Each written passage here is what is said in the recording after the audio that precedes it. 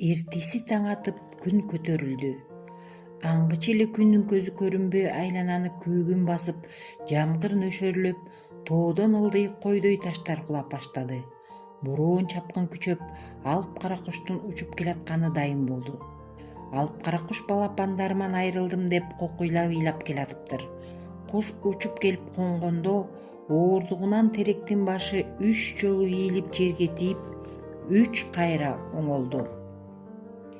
Энеси балапандарынын сопсоо тирүү экенин көргөндө сүйүнүчү көкүрөгүнө батпай: "Чын эле, ал балээден кутулдукпу? Ажыдаардан кантип тирүү калдыңар? Жамандыкка жамандык, жакшылыкка жакшылык", деди алып кара куш. "Энеке, адегенде бизге жамандык кылганды көрсөтөлү", деп балапандар чурулдашып ажыдаардын башын көргөзүштү. "Эми жакшылык кылганды көрсөткүлөчү", деди энеси. Балапандар канаттарын көтөрүшүп, алдына катып алышкан Бекжанды көрсөтүштү. Алып кара куш көрөөрү менен аны лак эттирип сугунуп салды. Балапандар: "Энеке, бул эмне кылганың? Ажыдаарды өлтүргөн ушул. Жакшылыкка ушундай мамиле жасайсыңбы?" деп чырылдап жиберишти.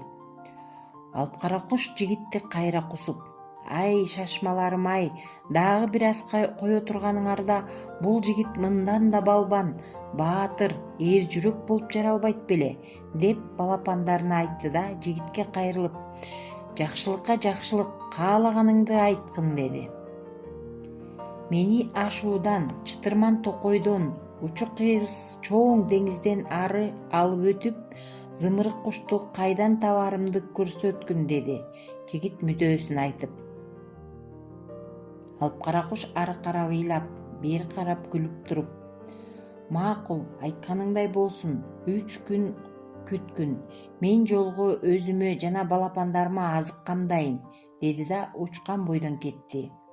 2 күн өтүп, 3-күн күн дегенде алып кара куш бир жагына 60 бугу, бир жагына 60 семиз аркар илип кайра келди.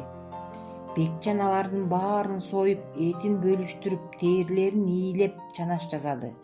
Чанаштардын канча бирине этти салып, калгандарын булактын суусуна толтурду. Алып кара куш тамактардын жарымын жонуна жүктөп, жигиттин өзүн да минип алгын деди.